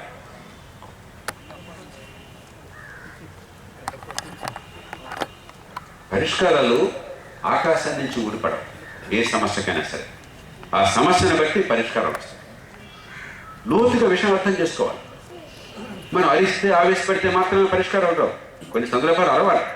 దాని మీద ప్లెడ్జ్ లోన్ ఇచ్చాడు అనుకోండి, మనకి మన పంటకు కానీ ఇంటి అవసరానికి కానీ డబ్బులు వచ్చేది ఉందనుకోండి, రేటు పెరిగాక అమ్ముకున్నాం అనుకోండి, పత్తికి ఆ సమస్య ఉన్నది, మిరపేసేవాడికి ఆ సమస్య ఉన్నది, పసుపు వేసేవాడికి ఆ సమస్య ఉన్నది.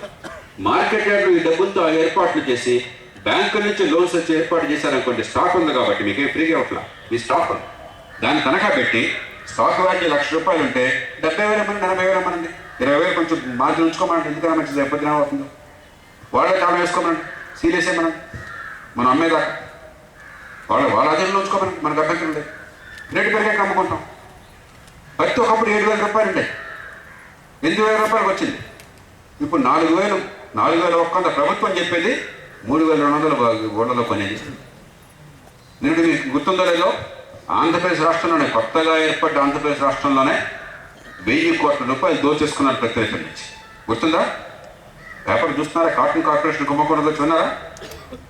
CCI కుంభకోణం రైతుల దగ్గర నుంచి కొన్నట్టుగా నటించి వేలిముద్రలో దొంగ సంతకాలు పెట్టించేసి 4,100 రూపాయలు ఇచ్చినట్టుగా బ్యాంకుల్లో రికార్డులో రాసుకుని గ్రామాల్లో వాళ్ళ దగ్గర 3,100కి 3,000 రూపాయలు కొనేసి ఈ మధ్యలో క్వింటాలకు 1,100 రూపాయలు శుభ్రంగా జేబుల్లో వేసుకున్నారు. దానిలో నాయకులు ఉన్నారు, వినాయకులు అనబడేవాళ్ళు. ఈ పార్టీ ఆ పార్టీ నేను వివరాలు ఎక్కడను. వాళ్ళు నాయకులు, వినాయకులు దండలు వేసుకుంటారు, వేదికలకు ఉపన్యాసాలు చెప్తారు, శాసనసభలో కూర్చుంటారు, క్యాబినెట్లో కూర్చుంటారు. అధికారులు ఉన్నారు, కాటన్ కార్పొరేషన్ వాళ్ళు ఉన్నారు, దళారులు ఉన్నారు. అంతా కలిసి 93 లక్షల క్వింటాళ్ళు గత సంవత్సరం కొనుగోలు చేస్తే 93 లక్షలు ఇంటూ 1,100 లెక్కేంటి మీరు ఎంత అవుతుంది? మీరే చెప్పండి. 1,000 కోట్ల రూపాయలు తిని పారేశారు. 1,000 కోట్ల రూపాయలు. ఎక్కడన్నా చూడండి, రైతుకి శటకోపం పెట్టడం, రైతులు ఎత్తిన టోపి పెట్టడానికి అందరూ బ్రహ్మాండం. రైతుకు న్యాయం చేయాలంటే మాత్రం చచ్చిన చేయాలి. ఇవన్నీ భరించరా కొంతమంది అమాయకులు, లేకపోతే పిరికి పందలో ఆత్మహత్య చేసుకుంటే, పిరికి పందలు అంటున్నాను, ఆత్మహత్య చేసుకుంటే పిరికి పంద చేసుకుంటే అప్పుడు వీళ్ళంతా డ్రామా నటించి కన్నీళ్ళుగా 5 లక్షలు ఇస్తాం, 10 లక్షలు అంటే మీరు చావండి డబ్బులు ఇస్తాం, బతకండి బతకనే, చస్తే డబ్బులు ఇస్తాం. ఇదే రైతు బాంధవ ప్రభుత్వాలంటే, ఇదే రైతుల కోసం పనిచేసే పార్టీలు అంటే. మీరు చచ్చిపోలేదా, చస్తే డబ్బులు ఇస్తామనే వాళ్ళ అక్కడ బేరాలు ఆడతారు. 5 లక్షలు ఇస్తాం, 10 లక్షలు ఇస్తాం, 3 లక్షలు ఇస్తాం. ఇదే బతికి పండించేవాడు రేటు వచ్చి ఏర్పాట్లు చేయవయ్యా. ఇంకో మార్గాలు చెప్తున్నాను.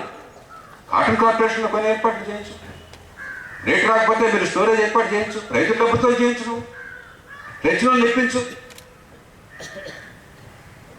వరి ఉంది, ధాన్యం ఉంది, ఇక్కడ రైతులు కొనుక్కుని కనీసం 1,450 రూపాయలు కొని ఏర్పాటు చేయి. 1,200 రూపాయలు 40 కేజీల బస్తాకి. ఎందుకంటే గొప్ప పని చేయక్కర్లే. అందుకోసం మార్కెట్ రేట్లు ఉంది.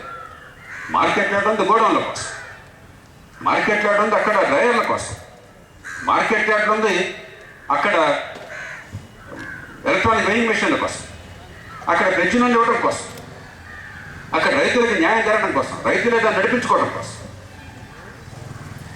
ప్రతి చోట వీళ్ళు చేయి పెడితే భస్మాసులు వేస్తాం, మసే. చేయి పెట్టారంటే మసే. ఈ పార్టీ ఆ పార్టీ తడని. దీని నుంచి బయటపడాలంటే మీరు సంఘటన కావాలి. ఇప్పుడు వెంటనే వ్యవసాయానికి సంబంధించినంత వరకు ఈ 109 కేంద్రాల్లో 1,128కి తగ్గకుండా ఖచ్చితంగా కొన్ని తీరవలసిందే. దానికోసం మనమంతా ఉద్యమం చేయవలసిందే. రైతులందరినీ ప్రేరేపించాల్సిందే.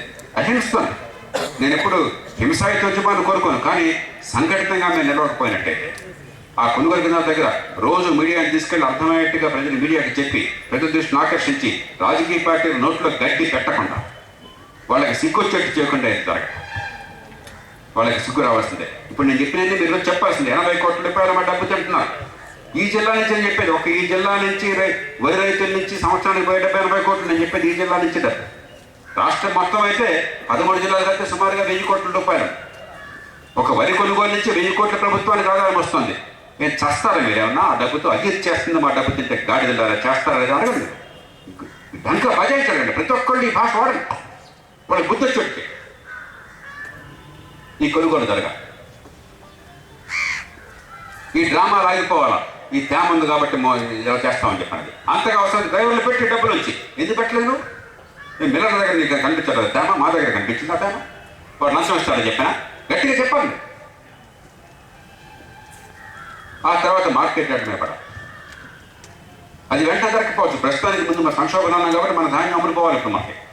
కానీ ఈ ధాన్యం ఈ నెల మనకి గొడవ చేస్తున్నాం కాబట్టి ఏదో మొత్తానికి ఇవాళ రేపు కదులుతారు, వెంటనే బేకరిస్తారు. మేము ఆదేశాలు ఇచ్చామంటే మీరు ఆదేశించరా కదా బయట మామూలు పని చేయాలన్నమాట. పెద్దానికి మీరు ఆదేశించి నటించాలి. మీరు ఏదో టెలికాన్ఫరెన్స్ లాగా నటించాలి. మీరు ఫోన్ చేసినట్టు చెప్పాలి. అప్పటిదాకా జరగలేదు. జీతాలు ఇస్తున్నాం. మరి 35,000 కోట్ల రూపాయలు జీతాలు ఇస్తున్నాం. మీకు తెలుసా సంగతి? రాష్ట్రంలో జీతపత్యాలు ఎంత ఇస్తున్నాం తెలుసా మీకు? ఒకసారి వినండి. 38,000 కోట్ల రూపాయలు అంటే ఎంతో తెలుసా? అంటే 38 తెలుసున్నారో తెలుసా? ఏం తమ్ముడు ఎవరు చెప్తారు? 38,000 కోట్ల రూపాయల జీతపత్యాలు ఇస్తున్నాం అంటే ఎంత? 35 తర్వాత ఎన్ని సున్నాలు? 38,000 కోట్లు 12 సున్నాలు. 38 తర్వాత 12 సున్నాలు 10 సున్నాలు కరెక్ట్, 38,000 కోట్లు కదా. కోటి అంటే 7 సున్నాలు, ఇంకో 3, 10 సున్నాలు, 38 తర్వాత. అంటే మనం ఊహించినంత డబ్బు. ఊరికి అంకి అంటున్నాం కానీ అలాంటి అంకికి అర్థం లేదు మనకి. మన బతుకుల్లో 10 లక్షలు వస్తే మన జీవితం అంతా పండగ. కోటి రూపాయలు చూస్తే హార్ట్ అటాక్ వస్తుంది మనకి. 35,000 కోట్ల రూపాయలు ఎంత ఖర్చాలు ప్రతి సంవత్సరం మన కోసం, మన పనులు.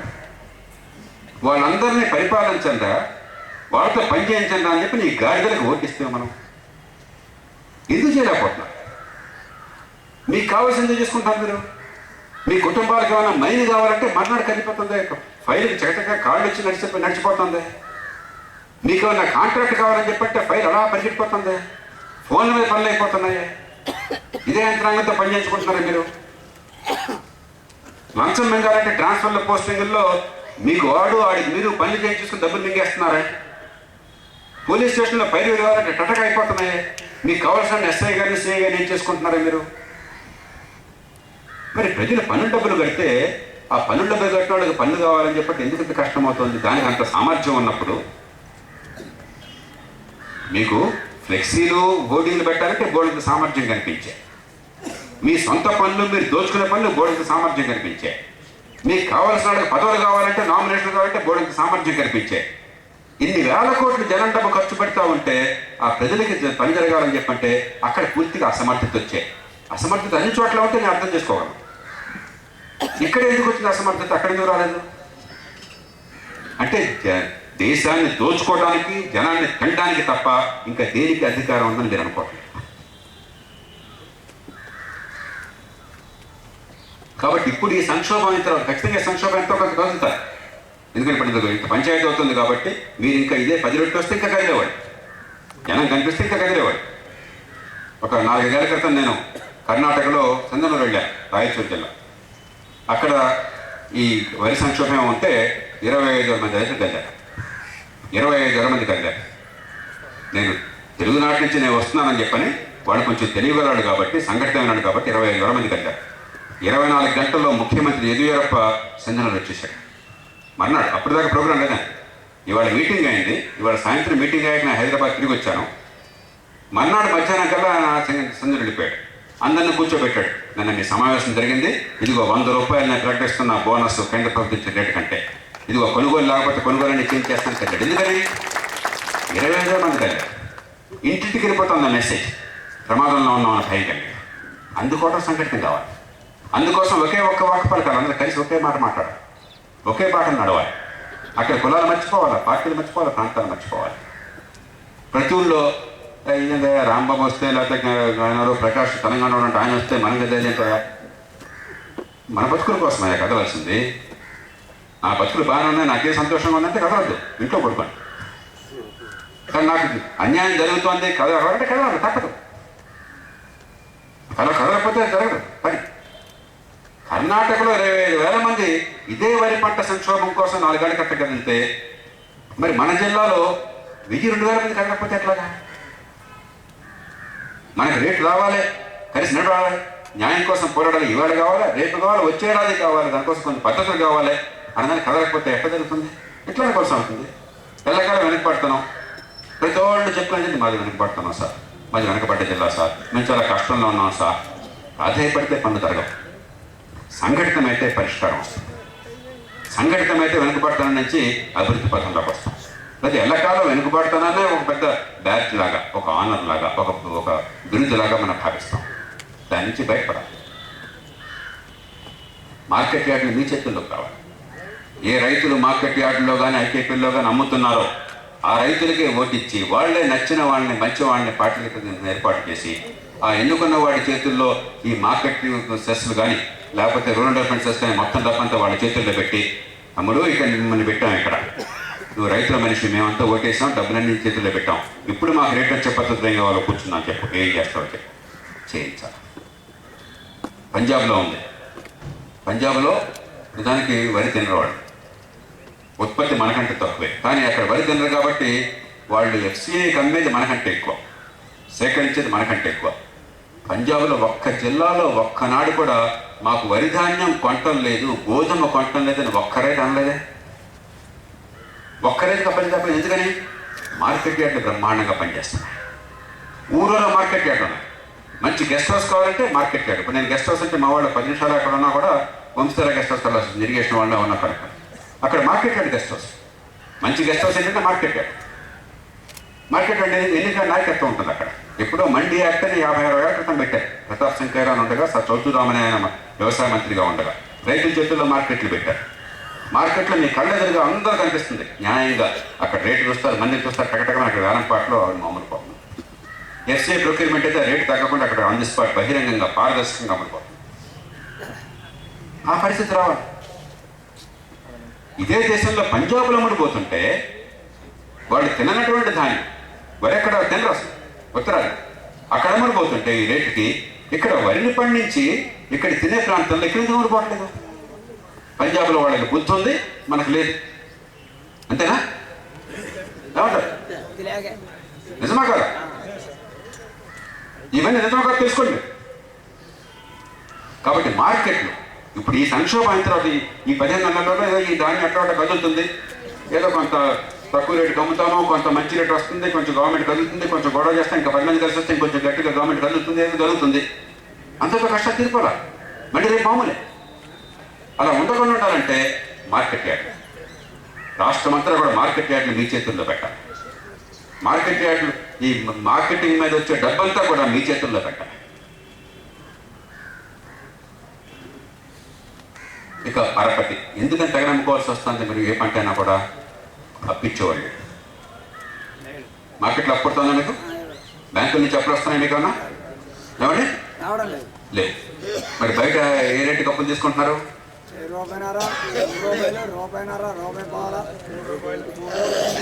రూపాయన్నర అంటే ధర్మ వడ్డీకి వస్తున్నట్లు అక్కడ. కొంతమంది 3 రూపాయలు 4 రూపాయలు నెలకి, కొంతమంది 3 రూపాయలు 4 రూపాయలు.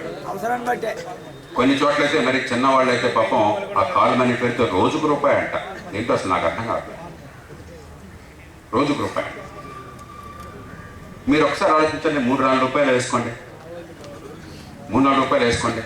మీకు ఇంట్లో పెద్ద ఖర్చు ఏమైనా వచ్చి అనారోగ్యమో మరొకట ఖర్చు వచ్చి, లేకపోతే మనం పిచ్చి ఖర్చు పెడతాం కాబట్టి పెళ్ళిళ్ళ ఖర్చు పెట్టి 3-4 లక్షల అప్పు తీసుకుంటే 4 రూపాయలు కనుక మనకి వడ్డీ వేసుకుంటే 15,000 రూపాయలు, 15,000 రూపాయలు మీకు నెలకైపోయింది వడ్డీ. పక్క ప్రాణాలకి నెలకు 15,000 రూపాయలు వడ్డీ అంటే బతుకంతా బానిసే. ఏం చేయాలి ప్రభుత్వం? పరపతి వ్యవస్థ ఉండాలి. మనకేం చెప్పారు సముద్ర శాస్త్రంలో గుర్తుందా మీకు? ఎలాంటి గ్రామాల్లో ఉన్నారని చెప్పారు? పిచ్చువాడు వైద్యుడు ఎప్పుడు నెడతెరక పారు ఏరు. మీకు వంశధార ఉంది, ఇక్కడ నాగావళి ఉంది, మహేంద్రతన అయింది, మంచి చక్కటి పేర్లు సంస్కృత పేర్లు పెట్టుకున్నాం, బహుధా ఉంది, ఎన్నో వాగులు ఏర్లు వంకలు ఉన్నాయి. కాబట్టి అక్కడ ప్రకృతి మనకి ఇచ్చింది. వీళ్ళే ఆపలేకపోయారు, అదృష్టం మనకి. రాత్రి వీళ్ళ ఛాన్స్ ఇస్తే వీళ్ళు ఆపేసేవాళ్ళు కూడా. అప్పించేవాడిని నాశనం చేసింది వీళ్ళే. సహకార సంఘాలు నాశనం చేశారు. రాజకీయ పార్టీలు ఎప్పుడైతే చేతులు పెట్టినాయో మసి భస్మాసుర రాష్ట్రం.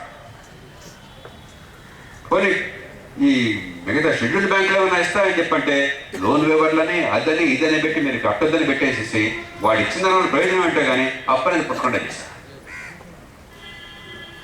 లక్షల కుటుంబాలని అవసరం వస్తే డబ్బు ఇచ్చేవాళ్ళు దాకా అనాథగా మార్చేశారు. పరపతి వ్యవస్థ ఉండాలి. అది ఉంటేనే బ్రెడ్ లోన్లు వచ్చేది, అది ఉంటేనే పంట లోన్లు వచ్చేది. సరసమైన రేటుకి డబ్బు సకాలంలో ఉండాలి. కానీ 100 రూపాయలు వచ్చేసి ఎగ్గొట్టేస్తే రేపు బతి బాగుపడిపోయింది. అలా అయితే బతి బాగుపడిపోవా? 2 సార్లు లోన్ వ్యవహారం ఇచ్చారు, 2009లో రుణాలు ఎగ్గొట్టేశారు, అయిపోయింది. 14లో ఎగ్గొట్టేశారు, బస్సు నుండి బాగుపడిపోయినాయా? మళ్ళీ మామూలుగా ఎంతకాలం? పరపతి వ్యవస్థ ఉండాలి. సహకార సంఘాలు నాశనం చేస్తుంది. ఆ ఎన్నికలు కూడా మామూలు ఎన్నికల్లాగా డబ్బులు ఇచ్చేసి గందరగోళం చేసి ఆయనాడు కానాడు గాను క్యూలో నుంచోబెట్టి ఆడితో ఓట్లు ఏం చేసి అక్కడ కూర్చుని దాన్ని సటకోపం పెట్టి నాశనం చేస్తుంది. అది ఎన్ని ప్రమాదాలు మన జరిగినాయి మీరు అర్థం చేసుకోండి. ఇంకా ఇందాక అప్పించోడు కాకుండా వైద్యుడు అన్నాం, అవునా? మీకు ఎక్కడన్నా సర్కారు ఆసుపత్రికి పోతే వైద్యం అందుతుంది ఖర్చు పెట్టకుండా, ఇంట్లో పిల్లలకు జబ్బు చేస్తే ఆపరేషన్ జరుగుతుందని నమ్మకం ఒక్కడికి ఉందా? కొన్ని ఆపరేషన్ అక్కడ అక్కడికి మలేరియా వచ్చింది, ఏదో జలుబు చేసింది కానీ తగ్గట్లేదు, 6 నెలలకు జ్వరం వస్తూ ఉంది, ఇంకో జబ్బు ఉంది, మరి మనకి మంచిగా మాకు చికిత్స అందుతుంది, పైసా ఖర్చు లేకుండా పరిస్థితి ఉందా? వేలైపోతుంది, లక్షలు అయిపోతుంది. మనిషి చచ్చిపోయే ముందు హాస్పిటల్ తీసుకుపోతే వాడు ఏం చేస్తాడో కూడా మనకు తెలియదు. మరి చుట్టూ వాళ్ళు అనుకుంటారు, మనకి 90 ఏళ్ళ మనిషి అయినా కూడా హాస్పిటల్ తీసుకుపోతే చుట్టూ వాళ్ళు అనుకుంటారు, 10 మంది అనుకుంటారని చెప్పిన భయం. అక్కడ పోతే ఆ బిల్లు మీద బిల్లు పడిపోతూ ఉంటుంది. మనిషి పేషెంట్ ఏమో చచ్చిపోయి తిరిగి వస్తాడు, ఆస్తి అంతా అమ్ముడుపోతుంది. ఇంతే కదండి ప్రతి కుటుంబం అంతేగా. ఇంకెందుకు ప్రభుత్వం ఉంది? ప్రపంచంలో అక్కడ ఈ సమస్య లేదా? ఓ పక్కన ఆదాయాలు పోయినాయి రైతులకి, మరో పక్కన ఖర్చులు పెరిగినాయి. కొన్ని పిల్లలు చదువుకోవాలని చెప్పంటే 35,000 కోట్ల రూపాయలు జీతపత్యాలకు ఇస్తున్నారు. మన పన్నులు కడుతున్నాం, మన పన్నులు డబ్బేది. మీరు ఎంతమంది ధైర్యంగా గవర్నమెంట్ స్కూల్కి పంపిస్తే పిల్లలు చదువుస్తున్న నమ్మకంతో పంపించగలుగుతున్నారు? ఫీజులు 15,000, 12,000, 40 సంవత్సరానికి 20,000, 25,000 అవుతున్నాయా?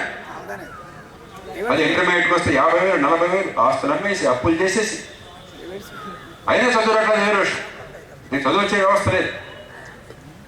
వీళ్ళేం చేయాలి? అది బాగా చేయాలి.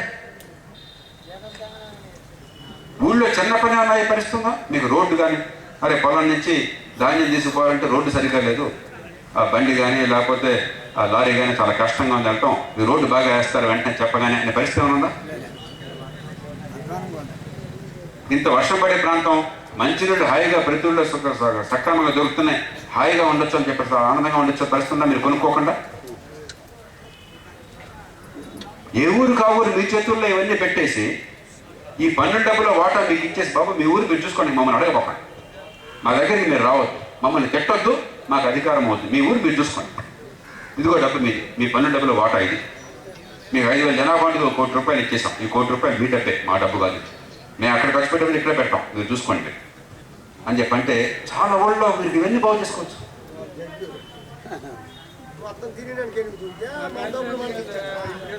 అది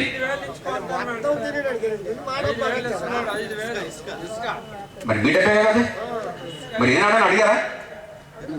ఏమయ్యా అంత నువ్వు తింటే కోసం నాకు ఎందుకు వచ్చి అడిగారా మీరు? మా ఊళ్ళో ఎందుకు పెట్టమని అడిగారా మీరు? ఏమండి అడిగితే లాఠీ వస్తుంది. అరే ఓటు కోసం గన్నం వచ్చి కాలు మొక్కుతున్నాడు కదా.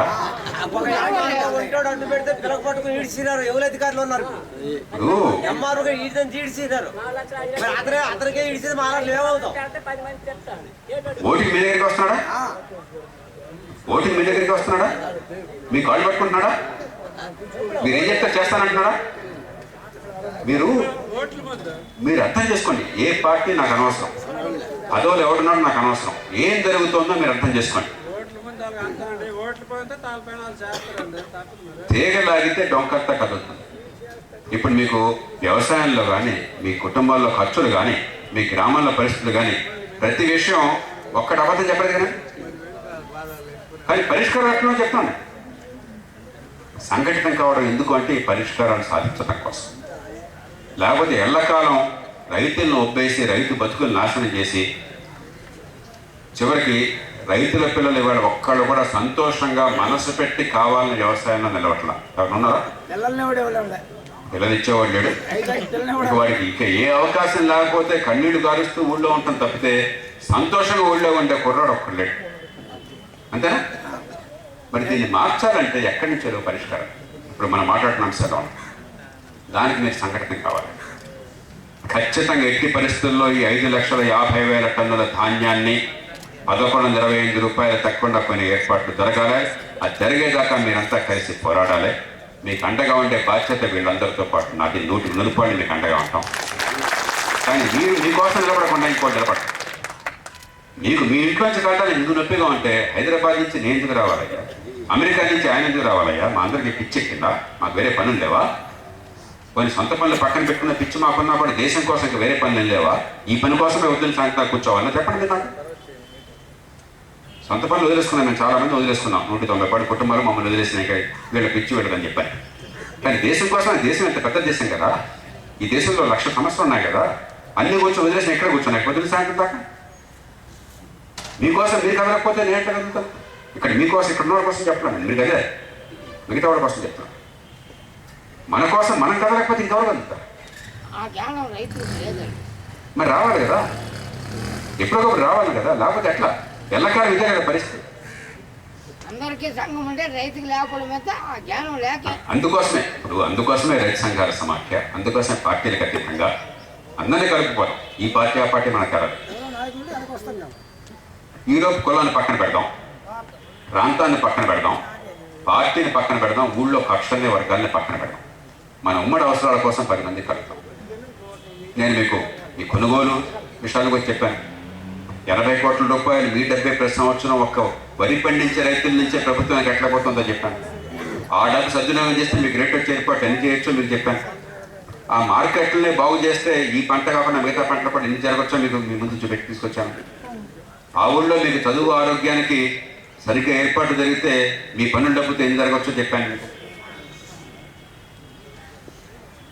ఇవన్నీ సరిగ్గా అమలైతే మనకు న్యాయం జరుగుతుంది, కానీ మంత్రాలతో జరగదు. ఒట్టి నినాదాలు అవసరమే, నినాదాలతో జరగదు. ఈ నినాదాల నుంచి, ఈ పోరాటాల నుంచి, ఈ సంఘటితంగా మీ సంఘాల నుంచి ఈ పరిష్కారం రావాలి. ఆ పరిష్కారం కోసం మనం గట్టిగా అర్థం చేసుకుని నిలబడితేనే మనం బతుకుని బాగు చేసుకోగలం. అందుకే కొన్ని ఉదాహరణలు చెప్పాను కదా. పక్క రాష్ట్రంలో రేటు వచ్చి ఇక్కడ లేకపోతే అక్కడికి రేటు ఇక్కడ రేటు సమానంగా చేయగలిగిన ₹1 3,000 కోట్లు వచ్చింది. ఎన్ని పెట్టిన రాదు. ఆ పద్ధతి ప్రవేశపెట్టడానికి గట్టిగా తిరిగి ఉపయోగించి 10 మంది కలవగానే అది జరిగింది. ఇతర దేశాల్లో రేట్లు ఉంటే అక్కడ అమ్మకం నిషేధం తొలగించగానే ఒక్క దెబ్బన కాస్త ఈ దేశం మొత్తంలో కేవలం ఒక జిల్లాగా దేశంలో 600 జిల్లాల్లో కూడా రేట్లు కాస్త అది తగ్గకుండా పెరిగే ఒక మాదిరిగా ఉండే ఏర్పాటు. అలాగే మిగతా పత్తి కూడా అంతే. మరొకటి అన్నిటికీ ఒకే పరిష్కారం ఉండదు. పరిస్థితిని బట్టి కొన్ని నిల్వ ఉంచుకోవాలి. మీకు పత్తి వాళ్ళు 3,000 4,000 అంటే 6,000 8,000 అవుతుంది. చెప్పదు పసుపు 4,000 16,000. టొమాటోలు అంటే పంటలు మీకు తెలుసు, ఒకరు ₹50 ఇంకొకరు ₹10. ఇవన్నీ ఇట్లా ఉండాల్సిన అవసరం లేదు. ప్రపంచంలో ఏ దేశంలో ఎట్లా లేదు, ఈ దేశంలో మాత్రమే ఉన్నాయి. దీన్ని మనం తట్టుకోవాలి అంటే ఈ పరిస్థితుల్ని మార్చాలంటే ఏం కావాలో కోరుకోవాలి, ఏం కావాలో తెలియాలి. మన పరిస్థితి ఎట్లా ఉందంటే విష్ణుమూర్తి ప్రత్యక్షమై, ఇదిగో మా అంటే విష్ణుమూర్తి శ్రీకాకుళం దేవుడు కదా, మీ అంటే విష్ణుమూర్తే కదా. ఈ ప్రాంతం అంతా కూడా శ్రీకాకుళం అంతా విష్ణుమూర్తే కదా. విష్ణుమూర్తి ప్రత్యక్షమై, శ్రీకాకుళం దేవుడు ప్రత్యక్షమై ఏం కావాలో కోరుకో బిడ్డ అంటే మనం ఏ పరిస్థితిలో ఉన్నామంటే మేనమావచ్చులో వెంట్రుకలు పిలిపించే స్వామి అంటున్నాం. మనకు నిజంగా ఏం జరిగితే మన బతుకులు బాగుపడితే అర్థం కాని పరిస్థితిలో ఉన్నాము. దేవుడు ప్రత్యక్షమై వరాలు ఇస్తానన్నా కూడా ఏ వరం కోరాలో తెలియని పరిస్థితిలో మనం ఉన్నాం. ఎందుకు సంఘటన కావాలి అంటే ఇందాక పోలినాడు గారు చెప్పినట్టుగా పరిజ్ఞానం కావాలి. మనకు ఏం వరం కావాలో కోరుకోవడం తెలియాలి. మీరంతా శ్రమపడి ఎన్నో గ్రామాల నుంచి అక్కడ మీకు ఆ పార్టీలో వాళ్ళు, ఈ పార్టీలో వాళ్ళు, మీ గ్రామంలో సోకాళ్ళు పెద్దోళ్ళు వాళ్ళు ఎందుకు ఇట్లాగా అందరూ చెప్పుంటారు. నాకు తెలుసు మీరు ఎక్కువ చేస్తున్నాను, రేపు చూసుకో ఏమవుతుందో ఎందుకు చేస్తారు.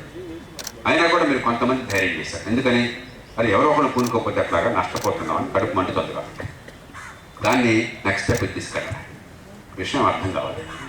ఏం చేస్తే, ఏ అంశాల కోసం ఎట్లా పోరాడితే, ఏమి సాధించుకుంటే బతుకులు బాగుపడతాయి.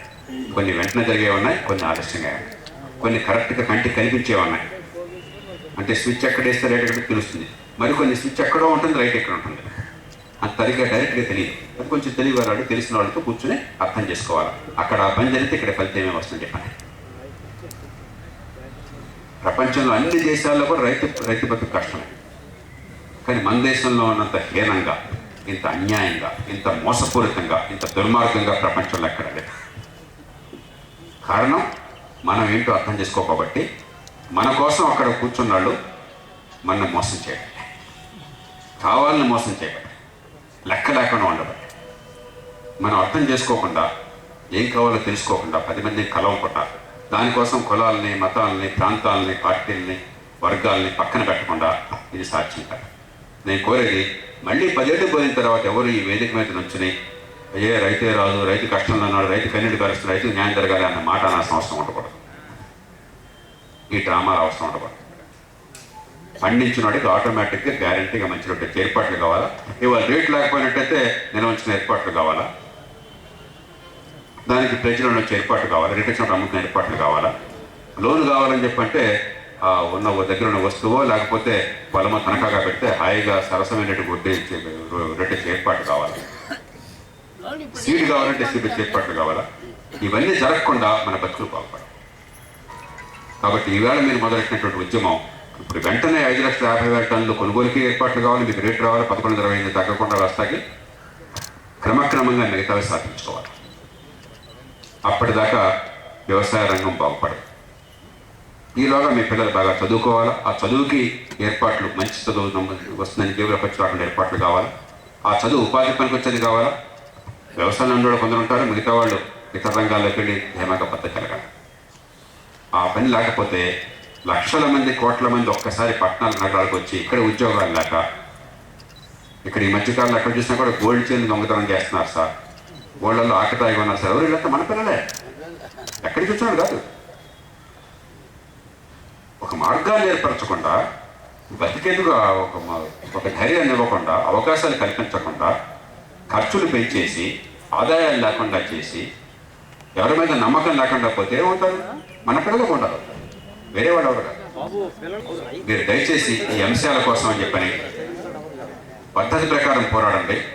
మీకు ఇక్కడ ఉన్నటువంటి మన పోలినాడు గారు కానీ, మన రాంబాబు గారు కానీ, మీ ప్రతినిధులు, మీ గ్రామంలో ఉన్న మీ నాయకులు కానీ ఒక పద్ధతి ప్రకారం ఈ ఉద్యమాన్ని కొనసాగిద్దాం.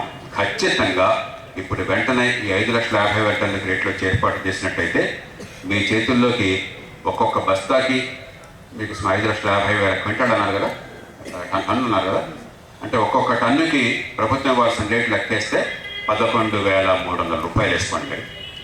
11,300 అంటే 5,50,000 అంటే సుమారుగా మీకు ఒక 800 కోట్ల రూపాయలు మీకు మీ చేతుల్లోకి రావు, అన్యాయం జరగకుండా.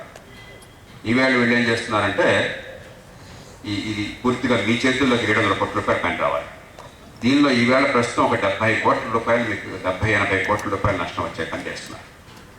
అంటే ఒక్కొక్క ఎకరాకి రైతుకి సుమారుగా ఒక 6,000 రూపాయలు పోతున్నారు, అప్పనంగా పోతాం ఒక్కొక్క ఎకరాకి. కాబట్టి ముందు అది సాధించుకోవాలి.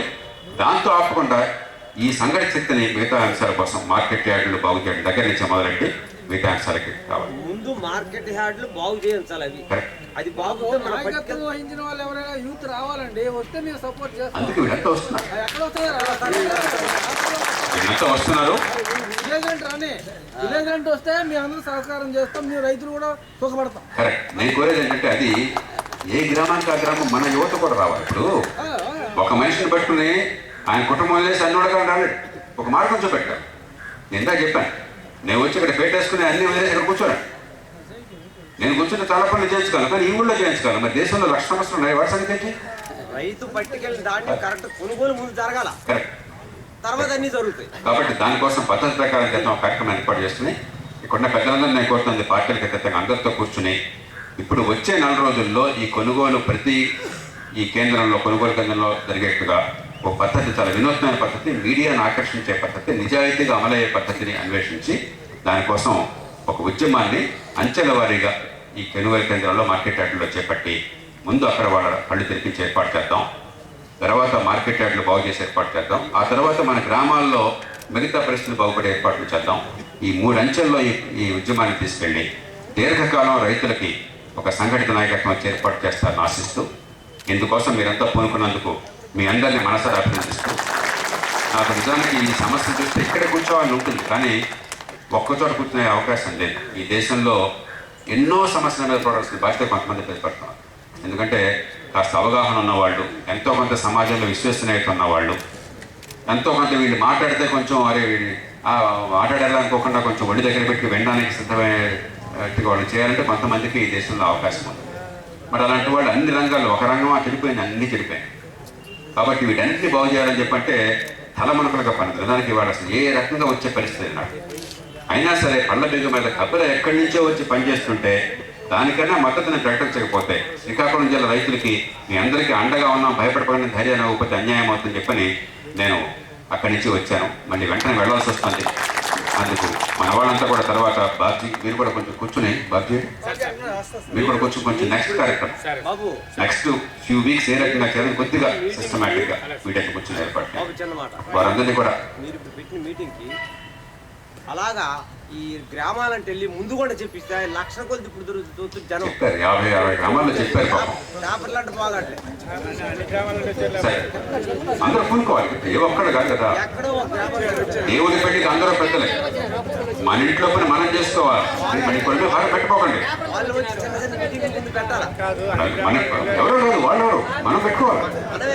మనమే మీరు మాట్లాడండి. ఇప్పుడు ఆ పంచాయతీని కోరుతూ మరోసారి నేను చెప్పింది జాగ్రత్తగా మీరు వినండి, అర్థం చేసుకోండి, చర్చించుకోండి, నిజమా కాదో మీరు తేల్చుకోండి. ఇది కరెక్టే, దీనిలో చాలా పరిష్కారాలు ఉన్నాయి, ఇలాంటివి మనం చేయాలి, చేయకపోతే ఎట్లా మీకు అనిపిస్తే కదండి. మీరు కదిలితే ఖచ్చితంగా వీళ్ళంతా మీకు అండగా ఉంటారు. నేను ప్రాణవట్టి మీకోసం పోరాటం చేస్తాను. ఎందుకంటే ఈ మూలం నుంచి వచ్చాను. మీరందరికీ మరోసారి నమస్కారాలు తెలియజేస్తూ నేను సెలవు తీసుకుంటున్నాను. జై హింద్.